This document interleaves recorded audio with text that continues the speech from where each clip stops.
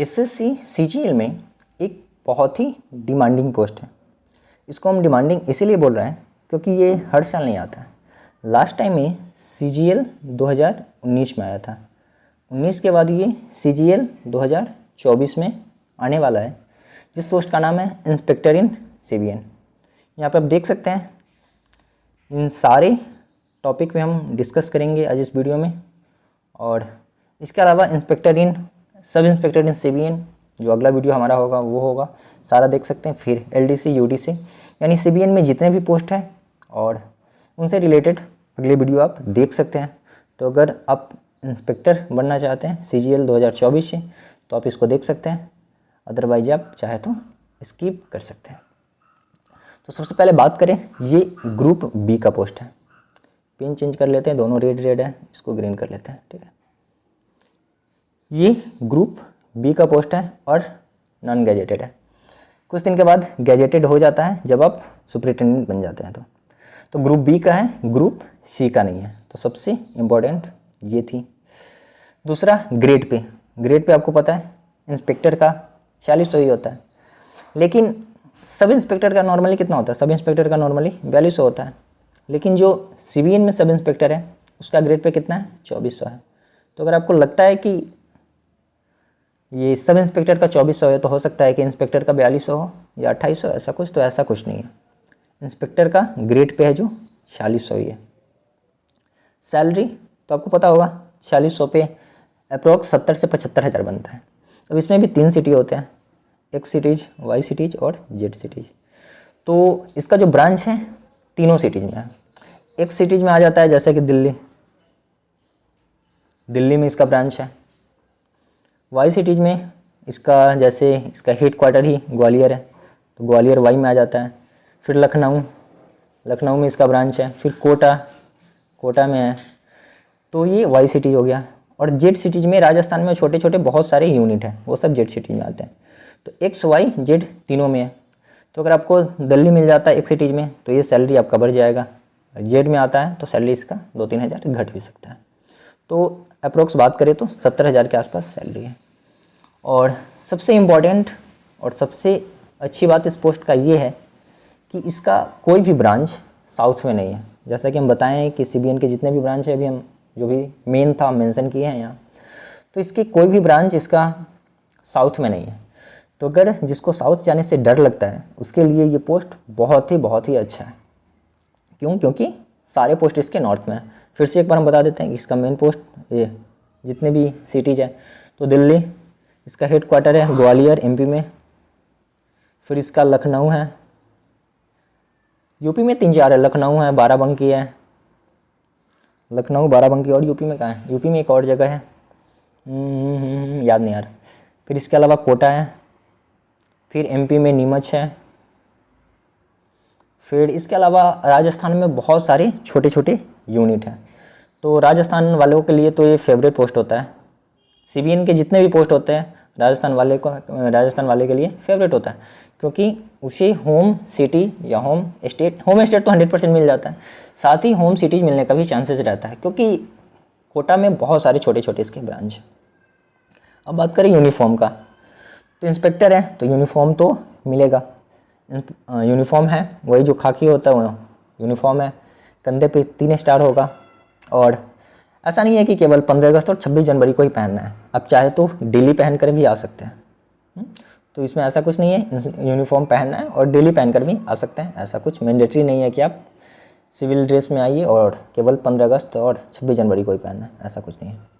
Uniform है तो uniform allowance भी होगा। अब यूनिफॉर्म है तो यूनिफॉर्म में खर्चा भी तो होता है, यूनिफॉर्म सिलवाना होता है जिसका खर्चा सरकार देती है। तो कितना देगा यह?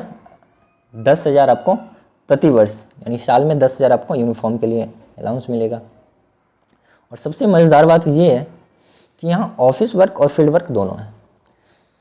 तो अब जब ऑफिस में काम कर करके थक जाते हैं तो आप फील्ड में जाइए, और फील्ड में थक जाते हैं तो फिर ऑफिस में आइए। तो ये साइकिल चलते रहता है। तो ये काफ़ी अच्छा है। जैसे अधिकतर इंस्पेक्टर क्या होते हैं, अधिकतर ऑफिस में बैठकर काम करते हैं या किसी में केवल फील्ड में ही रहता है। तो इसमें दोनों हैं, और दोनों लगभग इसमें ऑफिस में ज़्यादा होगा, फील्ड में थोड़ा कम होगा। तो ये अच्छी चीज़ है ना कि आपको आराम ज़्यादा मिल रहा है और फील्ड में कुछ ज़्यादा मज़ा आता है ना, एडवेंचर करने को मिलता है, तो फील्ड में भी आपको जाने का मौका मिलता है। तो ऑफिस और फील्ड वर्क दोनों है। अब देखिए, अब आपको एक्स्ट्रा इनकम भी प्रिवेंटिव के थ्रू मिलता है। प्रिवेंटिव में क्या होता है कि कहीं पे अगर कुछ इलीगल अफीम वगैरह, मेन CBN का क्या होता है, मेन अफीम पे इसका कंट्रोल है। मतलब ये अफीम का लाइसेंस देती है किसानों को, और वहाँ से जो अफीम प्राप्त होता है वो अपने जो भी बड़े बड़े दवा बनाने वाली कंपनियां हैं उसको अपना देती है। तो जब इलीगल कहीं पे इसी का मार्केटिंग वगैरह होता है तो वहाँ पे आपको भेजा जाता है। तो इसके लिए आपको फ्री में नहीं भेजा जाता है, आपको रिवार्ड्स मिलती है। तो लगभग आपको पूरे लाइफ टाइम में 20 लाख तक रिवार्ड मिल सकता है। अगर आप किसी भी पोस्ट पे, आप छोटे LDC या हवलदार जाते हो तो भी, या आप वहाँ पे असिस्टेंट कमिश्नर या डिप्टी कमिश्नर हो तो भी, आपको मैक्सिमम 20 लाख तक रिवार्ड, अभी 20 लाख मिल रहा है, ये धीरे धीरे बढ़ते रहता है।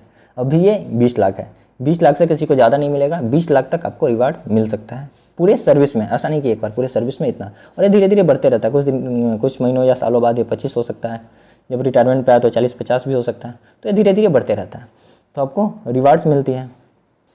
अब आते हैं व्हीकल्स, क्या गाड़ी मिलती है? तो गाड़ी तो किसी को नहीं मिलता। गाड़ी एक वैसे ही आ रहा है कि ये गाड़ी मिलेगी, ये वो, तो गाड़ी देखा जाए तो यहाँ DM SP को भी नहीं मिलता है। गाड़ी कब मिलती है? पर्सनल काम के लिए थोड़ी मिलता है। अब SP को ससुराल जाना है या DM को, तो उसके लिए तो गाड़ी नहीं मिलेगी ना। गाड़ी ऑफिस के काम के लिए मिलता है।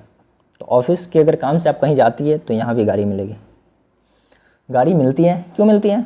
अगर आप ऑफिस के काम से जाते हैं तब मिलती है। ऐसा नहीं कि आप पर्सनल काम से जाए, तो पर्सनल काम से जाने के लिए DM SP भी अपना पर्सनल गाड़ी रखता है।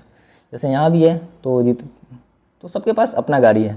जितने ANC सर हुए, DNC सर हुए या NC सर हुए, NC सर के पास भी अपना गाड़ी है। तो सबके पास पर्सनल गाड़ी, पर्सनल काम के लिए पर्सनल गाड़ी होता है। बाकी अगर आप ऑफिस के काम से कहीं जाते हैं तो हाँ, यहाँ भी आपको गाड़ी मिलेगी, ड्राइवर मिलेगी, सारा कुछ मिलेगा। साथ ही अगर कुछ जहाँ पर रिक्सी है तो वहाँ पे आप जाइएगा तो आपको गन भी मिलेगा ऑफिस की तरफ से, कि आप गन लेकर जा सकें। तो सारे चीज़ मिलता है। अब बात करते हैं प्रमोशन का।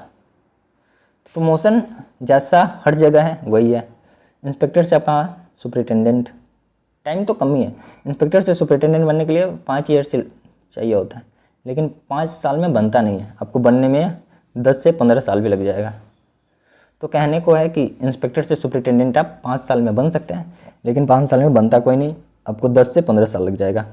फिर सुपरिटेंडेंट से आप असिस्टेंट कमिश्नर बन सकते हैं, फिर असिस्टेंट कमिश्नर से डिप्टी कमिश्नर बन सकते हैं।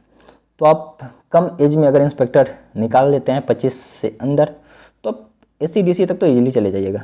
DC तक भी जा सकते हैं अगर कम एज में निकालते हैं। तो अगर ज़्यादा एज में निकालते हैं तो असिस्टेंट कमिश्नर बनने से कोई नहीं रोक सकता। असिस्टेंट कमिश्नर मतलब ये UPSC रैंक पे आ जाते हैं। यहाँ से UPSC स्टार्ट होता है, यहाँ से। ये दोनों UPSC वाले हैं। तो अगर आप UPSC से IRS निकाल कर आते हैं तो डायरेक्ट असिस्टेंट कमिश्नर बनते हैं, फिर डिप्टी कमिश्नर बनते हैं। लेकिन इंस्पेक्टर से आते हैं तो इंस्पेक्टर से पहले आपको सुपरिटेंडेंट बनना होगा, जिसके लिए अगर मान के चलिए 15 साल भी लगता है। तो फिर वो 15 साल के बाद सुपरिटेंडेंट, और सुपरिटेंडेंट के बाद भी लगभग वहाँ भी 10 से 15 लग जाता है। अगर सुपरिटेंडेंट बन जाते हैं तो यहाँ से भी 10 से 15 साल के बाद आप असिस्टेंट कमिश्नर बनते हैं, जो UPSC के रैंक के होते हैं। तो यहाँ से आप बड़े वाले, जो बड़ा बाबू होते हैं, बड़े वाले ऑफिसर, तो यहाँ से बनते हैं। फिर उसके बाद डिप्टी कमिश्नर, और फिर इसके बाद तो कमिश्नर होता है, लेकिन कमिश्नर तक शायद ही कोई जा पाए। तो ऐसा जब लक बहुत अच्छा हो या आप साउथ में रह जाए, यहाँ से तो मुश्किल है। अगर आप GST वगैरह ज्वाइन करते हैं, वो भी साउथ में, चेन्नई वगैरह, तो वहाँ से आप जा सकते हैं, क्योंकि वहाँ पे फास्ट प्रमोशन होता है। तो ये था इंस्पेक्टर इन CBN। इसके अलावा अगर कोई डाउट हो तो आप चाहे तो कमेंट सेक्शन में पूछ सकते हैं। क्योंकि हम इसी डिपार्टमेंट में हैं तो मुझे अच्छी से इसके बारे में पता था, तो जो भी था नॉलेज बताएं हैं। और जो भी अगर रह गया इसमें, तो अगर आपके मन में कुछ ऐसा हो तो आप कमेंट में पूछ सकते हो। रहने देते इस वीडियो में इतना ही।